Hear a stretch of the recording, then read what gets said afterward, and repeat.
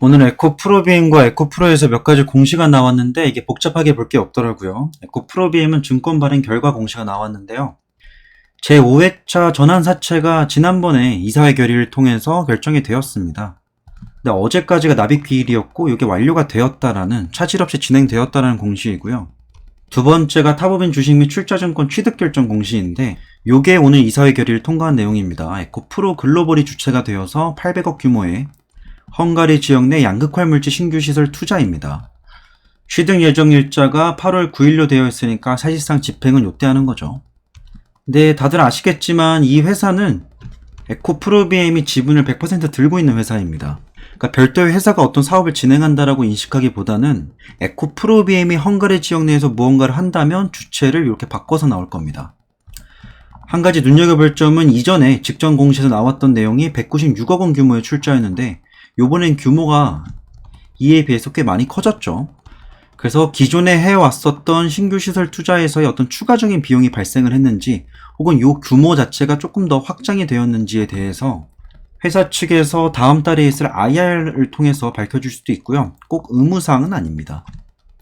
제가 추정하기로는 요게 단순히 비용이 조금 더 증가했다라기엔 너무 비용이 많이 차이가 나기 때문에 기존에 진행되어 왔었던 신규 시설 투자에서 조금 더 스케일업을 하지 않았을까라는 추정을 하고 있습니다.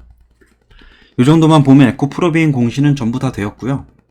그 다음으로 에코프로 거가 24일 거부터 쭈르륵 나와 있는데 이 첫 번째 거 요거는 에코프로 HN에서 공급계약 기간 변동되면서 전체적인 금액이 좀 바뀌었기 때문에 자회사의 변경사항에 대한 모회사의 인식일 뿐입니다. 그게 중요하지 않은 공시이고요. 요 위에 나오고 있는 채무증권 투자설명서, 증권 발행 실적보고서 요 내용들 싹 다 그겁니다. 한 가지 내용에 대한 설명이에요.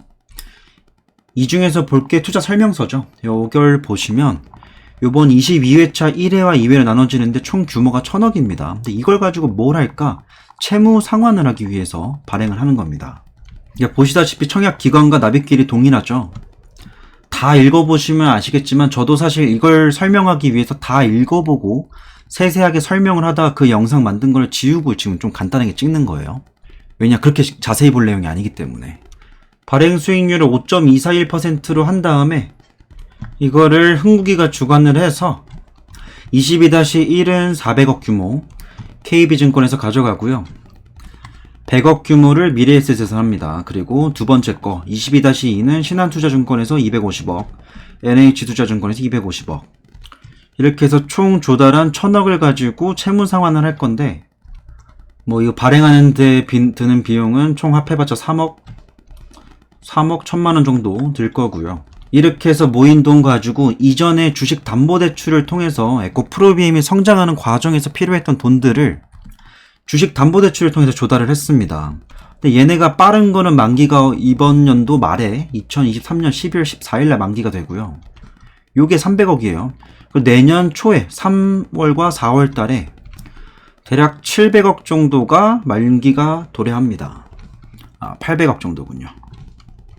그러니까 에코프로비엠 입장에서는 되게 고마운 돈들이에요. 이 고마운 돈들에 대해서 당장 본인들이 지금까지 벌어온 돈을 가지고 자체 현금으로 갚는 게 아니라 새로운 무기명 무보증 사채를 발행해가지고 그걸로 채무 상환을 하는 겁니다. 일단 이게 이해가 안 될 수도 있어요. 왜 그냥 1000억 빌린 거, 지금 회사 돈 가지고 빌린 거 갚아내지 왜 또 1000억을 빌려서 요거를 다시 또 빌려서 갚냐.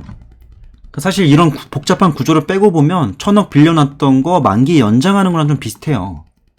근데 이게 우리가 일상생활에서 돈을 빌리는 것과 다르게 기업이 돈을 빌릴 때는 해당 사채가 만기가 되었을 때는 전액 상환을 하고 그 다음 새로운 계약을 맺어야 됩니다. 그래서 그냥 좀 편한 말로 빌린 돈을 새로 빌려다가 꺼다가 갚는다라고 생각하시면 돼요. 갈아 낀다. 그래서 보시다시피 아직 만기가 남았죠. 이 만기까지 일단 요거를 충전을 해놓고 기다리고 있다가 요거 만기 되면 하나씩 갚아 나가는 겁니다.